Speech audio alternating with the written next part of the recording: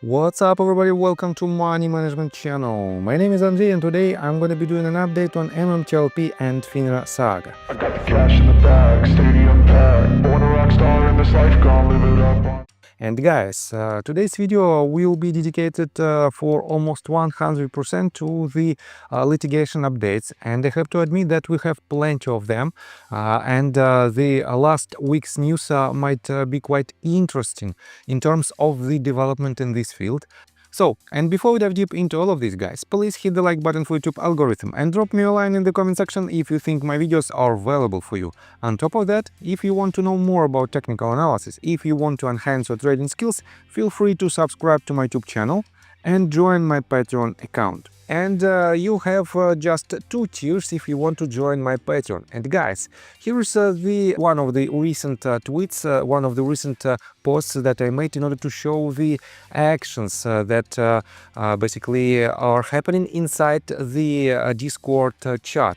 Here's the week of July 7, July 13th. This week, for the first time, I prepared a short list of 6 tickers that, in my opinion, were at very interesting points in their movement, making it easy to enter profitable short trades. It was published on July the 10th. Over the next 2 days, 5 out of the 6 tickers lost between 4% and 16% of their value, offering strong potential profits. Only 1 ticker continued to move sideways. If you can see the ticker list and the original post in the picture. And here is the tickers that were mentioned by me on July the 10th. Moderna, Coinbase, Oracle, SoFi and ALB. On top of that, UPST was also mentioned at this post. And you can track the price action right after this posted, tickers were posted, and you can prove my words. Additionally, a broader list of more than 20 tickers of interest for potential trading was also published. As usual, I answered many questions from my students and provided a detailed analysis of the following tickers: BayAX, AEO, FI, XYZ, CGC, MSTR and PLTR. So guys, if you want to be a part of this community and if you want to benefit a lot from pretty much any conditions of the market, feel free to join my Patreon. So guys, let's begin today's video with these several tweets that were written by CPOX. CPOX, also known as William Lee Kelly, he filed a lawsuit about 1 month ago against FINRA. And yesterday FINRA, I covered this update from FINRA's side in my yesterday's video, and I showed you that FINRA argues and they rely on their total immunity, and they argues that the claim that was written by William Kelly is not related to their actions, because the court lacks of personal jurisdiction over FINRA, and we have FINRA is not a subject to general personal jurisdiction in Nevada, and FINRA is not a subject to specific jurisdiction in Nevada. And here is the answer of CPO. So, in response to Screw You Wall Street, he wrote this 9 hours ago: "The content won't matter if I can prove jurisdiction and get sent to a court that's bought and paid for." So guys, I have to admit that in some cases plaintiffs cannot even send any claims to the court because of the lack of jurisdiction, and potentially it is one of these cases. But another tweet grabs my attention. US Observer wrote this 12 hours ago: "Want to win? We can help. We win cases like this all the time." So guys, I have to admit that it is quite bold statement, and I would say that it is very interesting who the US Observer is, and CPO definitely responded to this. What case have you won against FINRA? Please do tell. And definitely every case, we have the list of cases, and we know that all the lawsuits, the information about all the lawsuits, all the cases is publicly available, and you can find all these cases. That is how, and that is why CPOX asked US Observer about their previous cases. And definitely, if this person won some cases, I would say that it might be very interesting for the MMTLP community. But to be honest, guys, we had and we still have multiple lawsuits and previous lawsuits that were filed with the help of professional attorneys and lawyers. They were filed and I have to admit that previous lawsuits that could help to win this battle was mentioned in that lawsuits, and unfortunately, guys, we don't have a lot of previous lawsuits that were successful against FINRA because of their total immunity. And in my opinion, total immunity of FINRA and authorities in general is the crucial part of of the entire story. I would say of the entire war in between authorities and SEC and FINRA and retail investors, because this is the only reason why retail investors cannot push any cases forward, despite the fact that potentially authorities made a lot of mistakes, let's put it this way, in their actions. So, and let me show you the recap of the lawsuits of last week. So, Roman Soups wrote this, 1209 update this week. Who files, who asked for what? Number 1, Conti Wilcott files a motion to file a SOR reply and more. Also, more cases and info in comments. And guys, you might like Roman Soups or not, but he makes a very good due diligence on the most recent updates in the active lawsuits. That is why let me show you this in details. So, Wilcott asks to file a SOR reply using SEC's response on Jason Roller case to show FINRA acted out of line with U3 halt. 2 pages plus 8 attachments. Attachment A proposed to reply, mainly showing SEC was discussing the FINRA halt in emails. Adds mentions Jeff Davis whistleblower tip. Addresses FINRA and whether they needed to file a 19B-4 to enact a halt. Exhibit C is the SEC response to Jason Roller motion to file SOR reply, 10 pages. Table of exhibits in Wilcott, all available on Court Listener for free. And guys, these exhibits might be quite interesting because I took a sneak peek on these documents, and he uses the email, the conversation that was made by email in between Conti Wilcott and FINRA.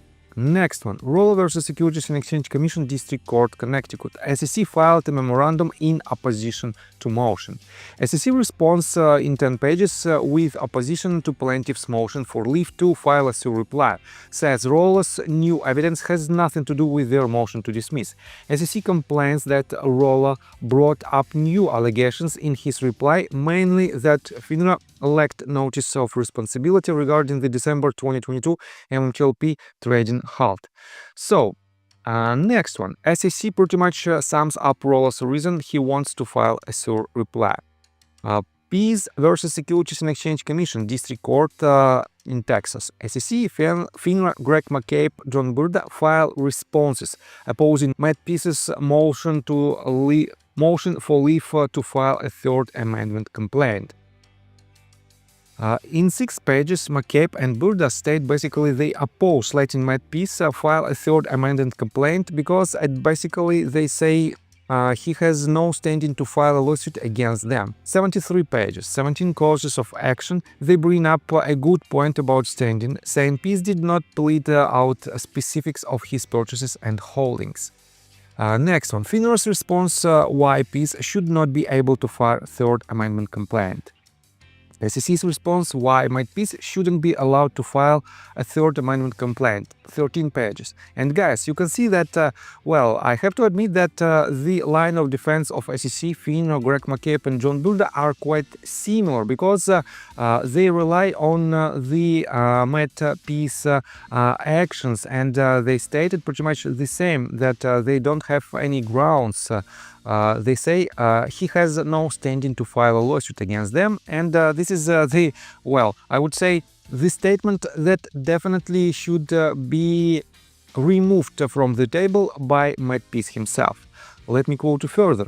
Spears versus Securities and Exchange Commission. In Spears' case, there are a variety of time extensions. More recently, Spears has until August 11 to respond to FINRA motion to dismiss.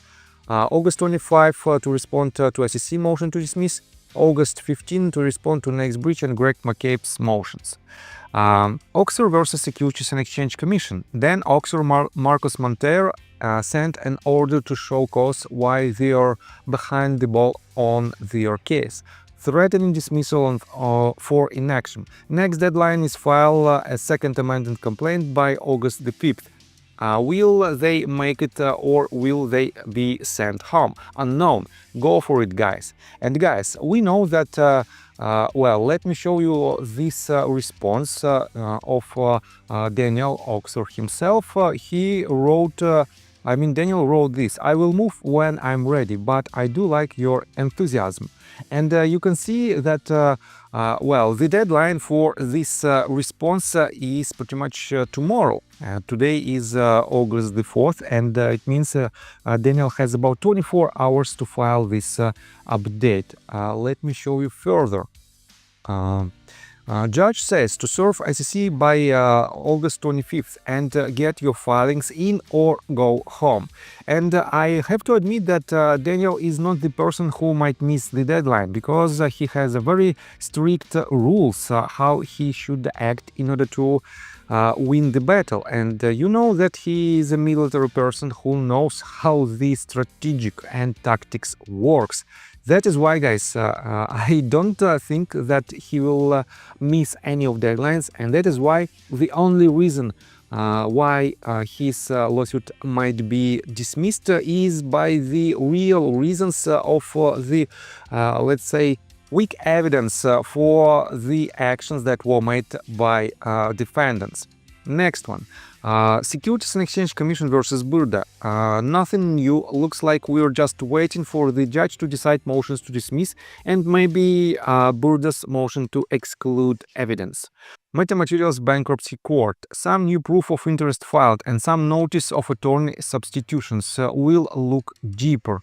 And he added, looks like some attorney subs. Looks like Andrea Dix is no longer with Perkins Coie LLP. Another attorney with the same, with the firm subs in. Looks like another left Perkins Coie. And guys, I have to admit that this is just a sneak peek on the most recent updates, and I have to say that you can see how active our community members who filed lawsuits. But unfortunately, we have some problems. Houston, we have a problem in Jennifer Vetrano case, and she wrote in response to Roman Soup's threat that USPS lost her motion. Guys, to be honest, it is very upset that just some kind of technical issues of the, let's say, agent who has to transfer the documents from Jennifer Vetrano to the court, well, failed to transfer this document, failed to deliver this document, and they lost this entire set of documents. And to be honest, it might be quite severe issue if the deadline has passed. But in my opinion, Jennifer can prove that it wasn't her fault, and potentially she will, handle this problem within next, I would say, couple of days. So, I think that's all information that I want to provide you. If you like my video, please hit the like button and subscribe to my channel with notification bell. And see you guys and girls next time. Bye! I got the cash in the bag, stadium packed. Born a rock star in this life, gone live it up on the attack. Baby, I'm bad, I just wanna get caught up in this life. I'm crazy, I'm mad, doing no cap. Only God wants you.